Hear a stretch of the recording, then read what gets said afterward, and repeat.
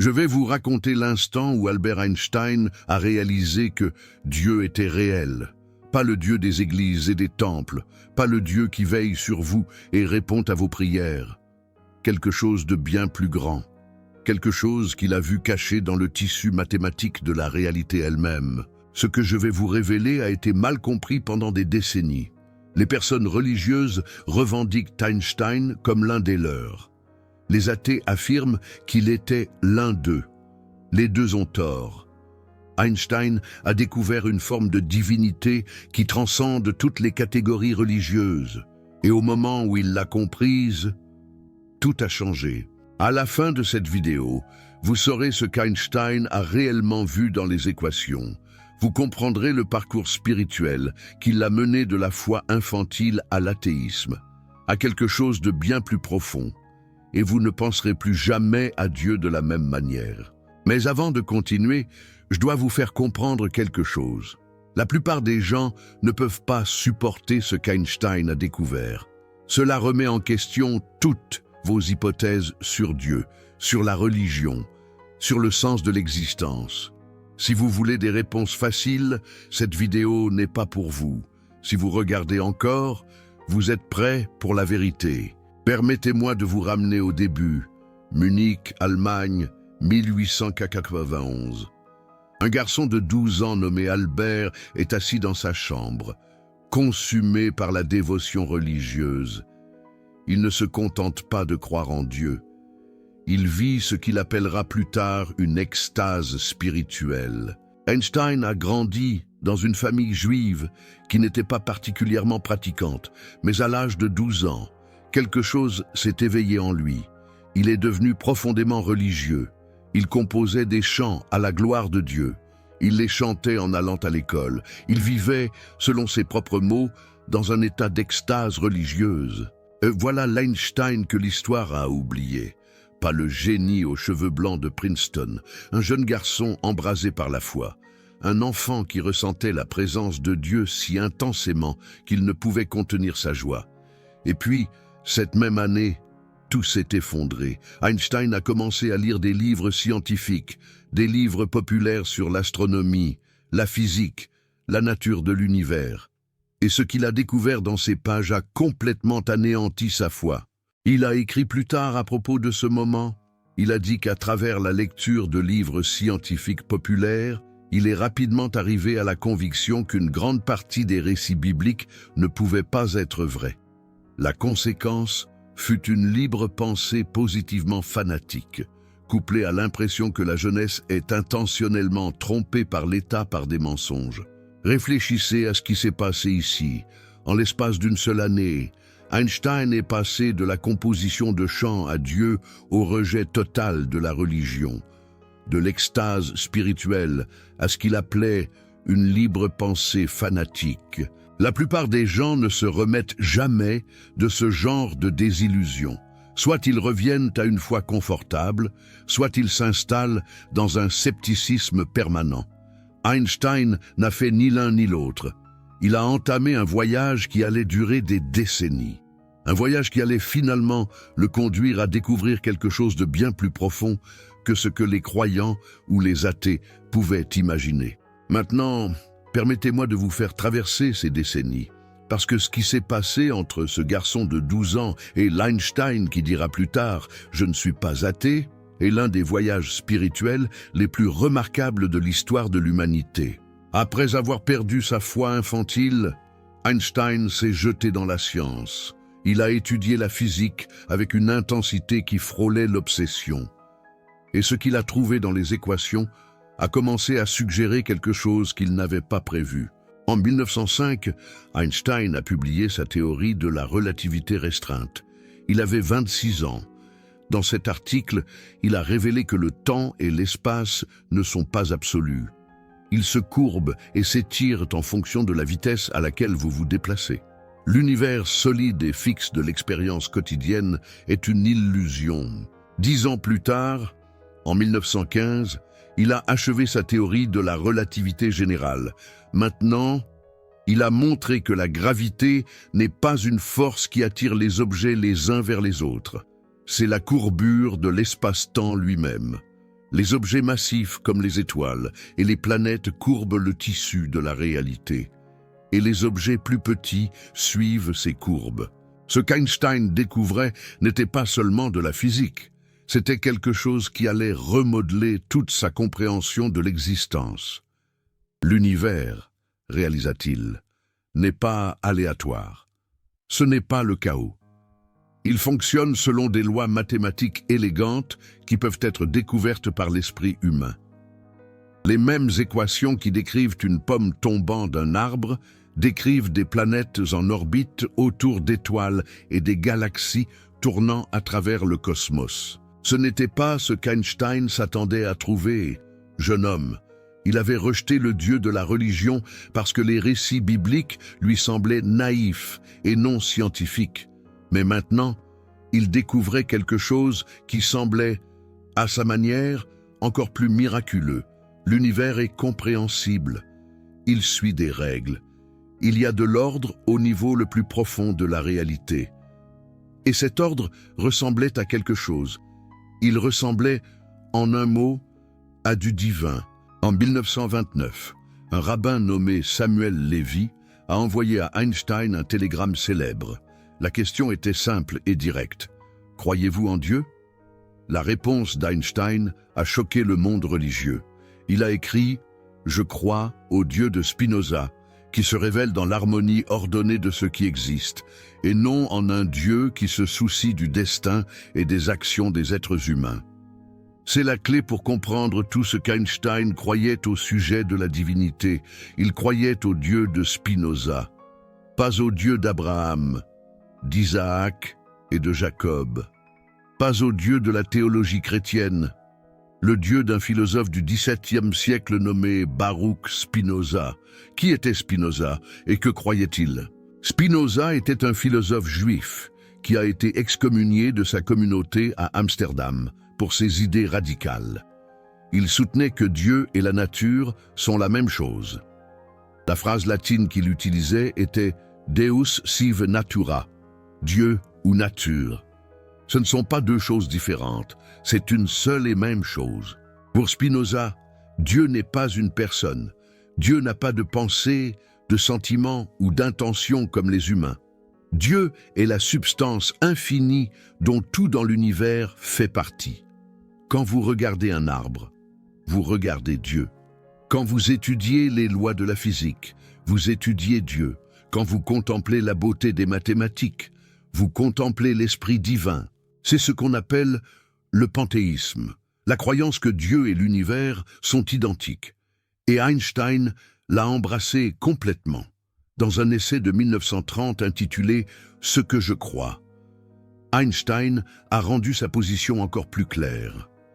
Il a écrit « Pressentir que derrière tout ce qui peut être vécu, il y a quelque chose que notre esprit ne peut saisir, dont la beauté et la sublimité ne nous parviennent qu'indirectement.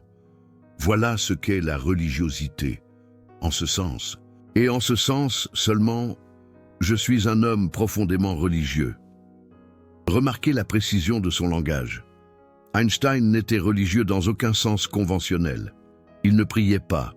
Il n'allait pas au temple. Il ne croyait pas à une vie après la mort. Mais il était profondément religieux dans un sens spécifique. Il ressentait quelque chose lorsqu'il contemplait l'ordre de l'univers. Quelque chose qu'il ne pouvait que qualifier de religieux. Il donna un nom à ce sentiment.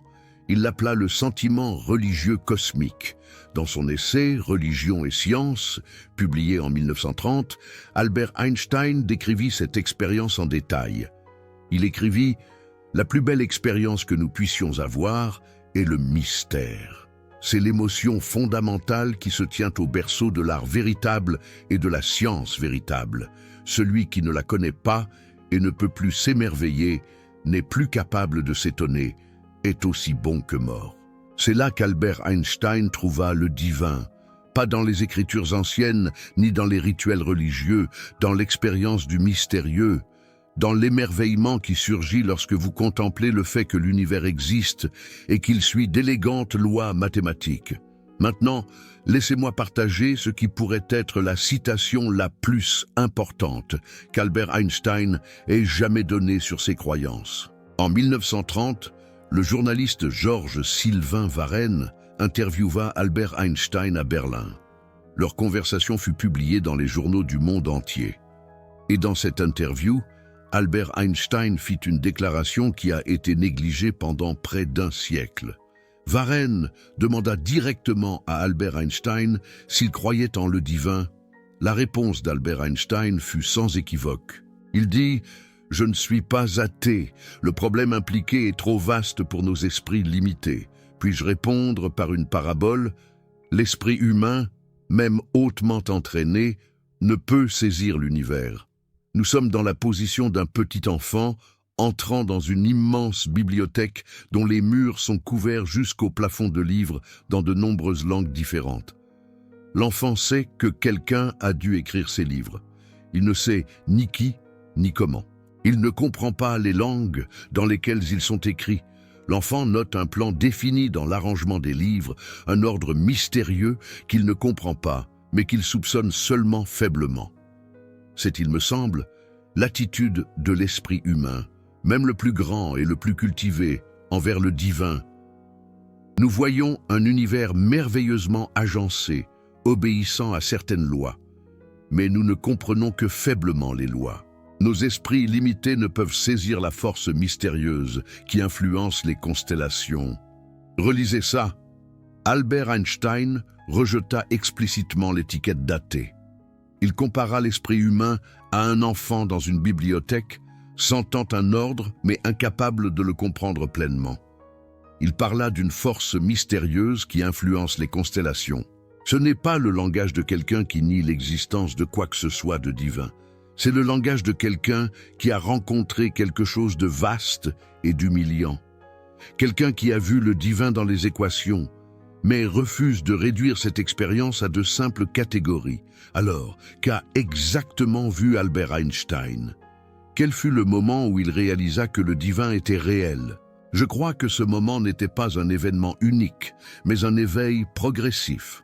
Au fur et à mesure qu'Albert Einstein travaillait plus profondément dans les mathématiques de la réalité, il rencontrait sans cesse quelque chose qu'il ne pouvait pas expliquer. L'univers ne devrait pas être compréhensible. Il n'y a aucune raison logique pour laquelle les esprits humains devraient être capables de comprendre les lois de la physique. Et pourtant, ils le peuvent. Albert Einstein écrivit un jour « La chose la plus incompréhensible à propos de l'univers est qu'il soit compréhensible. » Pensez à ce que cela signifie. L'évolution a façonné nos cerveaux pour survivre dans la savane africaine, pour trouver de la nourriture, éviter les prédateurs, attirer des partenaires. Rien dans l'histoire de l'évolution n'aurait dû nous préparer à comprendre la mécanique quantique ou la relativité générale. Et pourtant, nous le pouvons. Le même cerveau qui a évolué pour suivre les mouvements des animaux peut saisir la courbure de l'espace-temps. C'était, pour Albert Einstein, un miracle. Pas un miracle surnaturel qui viole les lois de la physique. Un miracle d'ordre. Un miracle de correspondance entre l'esprit humain et la structure de la réalité. Il vit dans cette correspondance quelque chose qui lui semblait être une preuve d'intelligence divine. Pas un Dieu personnel qui se soucie des affaires humaines, quelque chose de beaucoup plus fondamental, un principe rationnel au cœur de l'existence, un ordre cosmique que nos esprits peuvent faiblement percevoir. Maintenant, certains pourraient objecter que ce n'est pas vraiment le divin. C'est juste la nature, c'est juste la façon dont les choses sont. Albert Einstein serait d'accord. Et il dirait que c'est exactement le point. Pour Albert Einstein, la distinction entre le divin et la nature est dénuée de sens. Le divin est la nature. La nature est le divin. Lorsque vous étudiez la physique, vous étudiez la théologie. Lorsque vous contemplez l'élégance des équations mathématiques, vous êtes engagé dans une forme d'adoration. C'est pourquoi Albert Einstein se disait un non-croyant profondément religieux. Il était religieux dans son dévouement à la compréhension de l'univers. Il était non-croyant en ce sens qu'il rejetait toutes les doctrines religieuses traditionnelles. Mais il n'était pas athée, car il trouva quelque chose de sacré dans le tissu de la réalité elle-même. Laissez-moi vous emmener plus profondément dans les raisons pour lesquelles Spinoza signifiait tant pour Albert Einstein. Parce que comprendre cette relation est crucial pour comprendre le divin d'Albert Einstein. Albert Einstein rencontra la philosophie de Spinoza pour la première fois lorsqu'il était jeune homme, probablement dans sa vingtaine. Mais son appréciation s'approfondit tout au long de sa vie. Dans les années 1920 et 1930, lorsqu'Albert Einstein était au sommet de sa gloire, il revint à Spinoza encore et encore. Il l'appelait le plus grand philosophe. Il gardait un portrait de Spinoza dans son bureau. Qu'est-ce qui, chez Spinoza, captiva Albert Einstein si complètement? Spinoza offrait quelque chose que ni la religion traditionnelle, ni l'athéisme ne pouvaient fournir. Il offrait une vision de l'univers qui était à la fois rationnelle et sacrée. Dans la philosophie de Spinoza, comprendre le monde ne s'oppose pas à le révérer. Plus vous comprenez profondément la nature, plus vous expérimentez ce que Spinoza appelait l'amour intellectuel de le divin. Pour Spinoza, et pour Albert Einstein, la science n'est pas seulement une méthode pour prédire les résultats, c'est une forme de communion avec l'infini. Chaque équation que vous résolvez, chaque loi naturelle que vous découvrez, vous rapproche de ce que Spinoza appelait la substance, la seule chose infinie qui sous-tend toute existence. Albert Einstein exprima cela magnifiquement dans une lettre de 1946. Il écrivit « Je n'ai trouvé aucune meilleure expression que religieuse pour la confiance dans la nature rationnelle de la réalité dans la mesure où elle est accessible à la raison humaine. Partout où ce sentiment est absent, la science dégénère en empirisme sans inspiration. » Remarquez ce qu'Albert Einstein dit ici. Sans sentiment religieux, la science devient une simple collecte de données. Elle perd son âme. Le sentiment d'émerveillement et de révérence n'est pas facultatif pour Albert Einstein. Il est essentiel à ce qui rend la science significative. C'est pourquoi Albert Einstein fut troublé par certains développements de la physique du XXe siècle. Il s'opposa célèbrement à la mécanique quantique, non pas parce qu'il ne pouvait pas la comprendre, mais parce qu'elle semblait introduire un hasard au niveau fondamental. « Le divin ne joue pas au dé avec l'univers », dit-il. Ce n'était pas une phrase jetée en l'air. Elle reflétait sa conviction la plus profonde que l'univers est rationnel et ordonné jusqu'au bout. Les physiciens modernes rejettent souvent les objections d'Albert Einstein à la mécanique quantique comme l'entêtement d'un vieil homme. Mais il y a quelque chose de plus profond qui se joue. La résistance d'Albert Einstein face au caractère aléatoire de la physique quantique était ancrée dans sa sensibilité religieuse. Si l'univers est fondamentalement chaotique, s'il n'y a pas d'ordre au niveau le plus profond, alors que devient le sentiment religieux cosmique? Que devient l'ordre divin qu'Albert Einstein avait entrevu dans ses équations? C'est pourquoi Albert Einstein a passé les 30 dernières années de sa vie à chercher une théorie du champ unifié. Il voulait montrer que toutes les forces de la nature, y compris l'apparente absence d'ordre de la mécanique quantique, pouvaient être expliquées par un ensemble unique et élégant d'équations. Il voulait révéler l'ordre sous-jacent dont il était convaincu de l'existence. Il ne l'a jamais trouvé, mais il n'a jamais cessé de chercher, et cette recherche inlassable était elle-même l'expression de sa foi dans la nature rationnelle de la réalité. Il existe un autre aspect de la philosophie de Spinoza qui a profondément influencé Albert Einstein. Spinoza croyait que tout arrive nécessairement. Étant donné la nature de la substance, tout ce qui se produit doit se produire exactement comme cela se produit. Il n'y a pas de contingence véritable, rien n'aurait pu être autrement. Albert Einstein a complètement embrassé ce déterminisme. Dans une déclaration célèbre, il a dit que les mots de Schopenhauer « L'homme peut faire ce qu'il veut, mais il ne peut pas vouloir ce qu'il veut » l'avaient accompagné tout au long de sa vie et l'avait réconcilié avec les actions des autres, même lorsque ces actions étaient plutôt douloureuses. Pour Albert Einstein, le déterminisme n'était pas déprimant, il était libérateur. Si tout arrive nécessairement, alors il ne sert à rien d'avoir des regrets. Il ne sert à rien de se blâmer soi-même ou les autres pour les actions passées. Vous avez fait ce que vous aviez à faire, étant donné qui vous étiez et les circonstances auxquelles vous étiez confrontés. Cela pourrait ressembler à du fatalisme, mais Albert Einstein ne l'a pas vécu de cette façon. Il l'a vécu comme une forme d'acceptation, une reconnaissance que vous faites partie d'un vaste ordre naturel qui fonctionne selon ses propres lois. Votre travail n'est pas de lutter contre cet ordre, mais de le comprendre et de trouver votre place en son sein. C'est le côté pratique de la religion cosmique d'Albert Einstein. Elle offre une façon de se relier à la vie qui réduit la souffrance.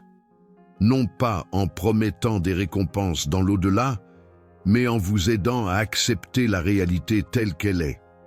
En vous montrant que vous n'êtes pas séparé de l'univers, mais que vous faites partie de son éternel déploiement. Permettez-moi de partager une histoire qui illustre parfaitement cela. En 1921, Albert Einstein a visité les États-Unis pour la première fois. Il était déjà célèbre, bien que pas encore l'icône culturelle qu'il allait devenir. Lors de sa visite, un théologien lui a posé une question pointue. Quelle est votre vision de l'âme et de l'immortalité? La réponse d'Albert Einstein a été caractéristique par son honnêteté. Il a dit « La tendance mystique de notre époque, qui se manifeste particulièrement dans la croissance effrénée de ce qu'on appelle la théosophie et le spiritisme, n'est pour moi qu'un symptôme de faiblesse et de confusion, puisque nos expériences intérieures consistent en des reproductions et des combinaisons d'impressions sensorielles. Le concept d'une âme sans corps me semble vide et dépourvu de sens. Cela ressemble à de l'athéisme. Mais attendez, Albert Einstein a continué. Il a dit « Je maintiens que le sentiment religieux cosmique est le motif le plus fort et le plus noble de la recherche scientifique. Seuls ceux qui réalisent les efforts immenses et, surtout, le dévouement sans lesquels un travail de pionnier dans la science théorique ne peut être réalisé sont capables de saisir la force de l'émotion d'où seul un tel travail peut provenir. » Albert Einstein a rejeté l'âme telle qu'elle est traditionnellement conçue, mais il a affirmé ce qu'il appelait le sentiment religieux cosmique comme l'émotion humaine la plus noble. Il a trouvé quelque chose de transcendant dans la poursuite de la vérité scientifique, quelque chose dont l'athéisme ne peut rendre compte. C'est le paradoxe d'Albert Einstein. Il a nié chaque doctrine de la religion traditionnelle, tout en affirmant quelque chose de véritablement religieux au cœur de son expérience. Il a vu le divin non pas dans les temples, mais dans les laboratoires, non pas dans les prières, mais dans les équations. Maintenant, laissez-moi approfondir cela, parce qu'il y a un aspect de la réalisation d'Albert Einstein que la plupart des gens manquent entièrement. Albert Einstein a découvert que la distinction entre passé, présent et futur n'est que ce qu'il appelait une illusion obstinément persistante. Sa physique a révélé que le temps ne s'écoule pas comme nous le vivons. Tous les moments existent ensemble dans ce que les physiciens appellent l'univers bloc. Si le temps est une illusion, alors vous n'êtes pas seulement un être temporaire qui traverse l'existence, vous êtes une structure éternelle, intégrée dans le tissu de l'espace-temps. Chaque moment de votre vie, de la naissance à la mort, existe en permanence. Albert Einstein a vu dans cela une forme profonde d'immortalité, pas l'immortalité d'une âme survivant à la mort corporelle. L'immortalité d'un être dont toute l'existence est inscrite dans la structure mathématique de la réalité. Lorsque le plus proche ami d'Albert Einstein, Michel Besson, est décédé en mars 1955. Albert Einstein a écrit une lettre à la famille de Michel Besson. Il a dit « Maintenant, il a quitté ce monde étrange un peu avant moi. Cela ne signifie rien. Pour ceux d'entre nous qui croient en la physique, la distinction entre passé, présent et futur n'est qu'une illusion obstinément persistante. » C'est Albert Einstein appliquant sa réalisation sur le divin à la question de la mort. Si le divin est identique à la nature et si le temps est une illusion, alors la mort n'est pas ce que nous pensons qu'elle est. Ce n'est pas une fin, c'est une transition au sein d'une structure éternelle. Albert Einstein a fait face à sa propre mort avec une sérénité totale, un mois seulement après avoir écrit cette lettre. Il a refusé la chirurgie. Il a dit qu'il voulait partir avec élégance. Et il a passé ses dernières heures à travailler sur des équations, essayant de comprendre davantage de l'ordre cosmique qu'il avait entrevu. Et c'est le moment où j'ai réalisé que le divin était réel. Pas un moment dans le temps, mais un éveil graduel qui a transformé tout ce qu'Albert Einstein croyait sur l'existence. Il a commencé comme un enfant dévot, est devenu un athée militant et a fini par être quelque chose de bien plus intéressant. Un non-croyant profondément religieux qui a vu l'intelligence universelle dans les équations. Maintenant, laissez-moi aborder l'objection évidente. Certains pourraient se dire qu'Albert Einstein utilisait simplement un langage religieux de manière métaphorique, que lorsqu'il disait « le divin », il voulait en réalité simplement dire la nature ou les lois de la physique, qu'il n'y a rien de véritablement spirituel dans sa vision du monde. Mais Albert Einstein lui-même a rejeté cette interprétation. Dans une lettre de 1950, il a écrit « Une connaissance de l'existence de quelque chose que nous ne pouvons pas pénétrer, nos perceptions de la raison la plus profonde et de la beauté la plus éclatante, qui ne sont accessibles à notre esprit que dans leurs formes les plus primitives. C'est cette connaissance et cette émotion qui constituent la véritable religiosité. Dans ce sens, et seulement dans ce sens, je suis un homme profondément religieux. » Albert Einstein n'utilisait pas le langage religieux à la légère. Il décrivait une expérience authentique, une émotion qu'il considérait comme religieuse au sens le plus complet du terme. Quelque chose qui allait au-delà de la simple appréciation intellectuelle de la beauté naturelle. Il ressentait quelque chose lorsqu'il contemplait l'ordre cosmique de l'univers. Quelque chose que le mot « admiration » capture à peine. Quelque chose qui le reliait à ce qu'il appelait la raison la plus profonde et la beauté la plus radieuse au cœur de l'existence. C'est ce que l'athéisme manque. Et c'est ce que la religion traditionnelle manque également. Albert Einstein a découvert une voie médiane, une façon d'être religieux qui ne nécessite pas de croyances surnaturelles, une façon de rencontrer le divin qui émerge directement de la compréhension scientifique. Maintenant, qu'est-ce que cela signifie pour vous? Si Albert Einstein avait raison, alors l'univers que vous habitez n'est pas dénué de sens. Ce n'est pas un chaos aléatoire qui a accidentellement produit la conscience. Il y a un ordre, il y a de la beauté, il y a quelque chose que les plus grands esprits de l'histoire ont reconnu comme divin.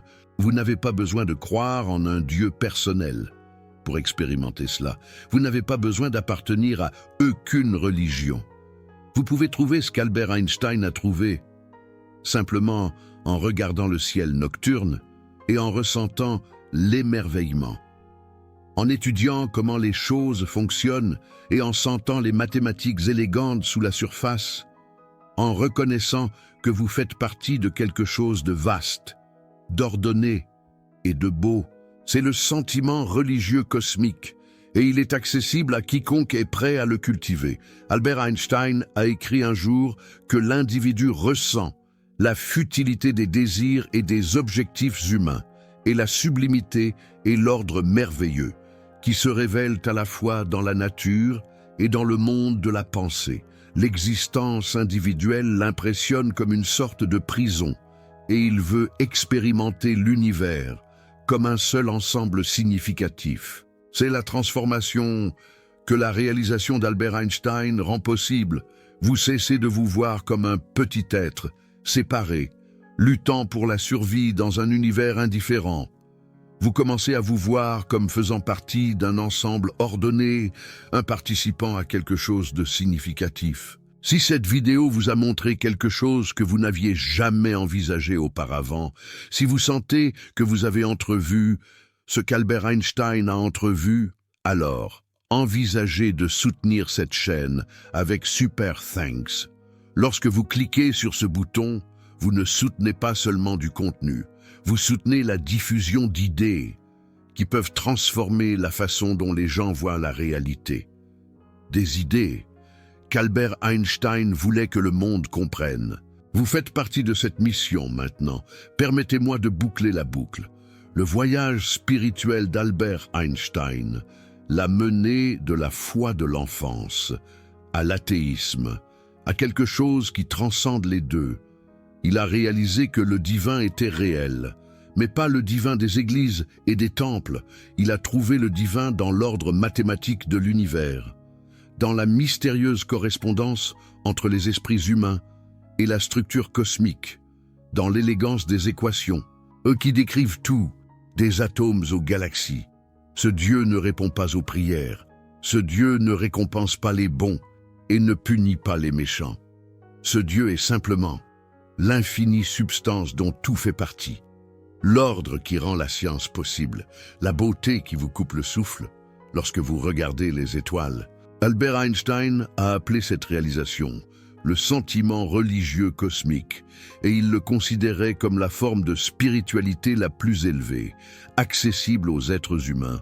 Vous pouvez aussi expérimenter cela, pas en croyant des doctrines, pas en effectuant des rituels, en vous ouvrant à l'émerveillement, en étudiant comment l'univers fonctionne, en reconnaissant que le fait que quoi que ce soit existe est le mystère le plus profond que nous puissions contempler. Le moment où Albert Einstein a réalisé que le divin était réel est le moment où il a cessé de chercher le divin au mauvais endroit.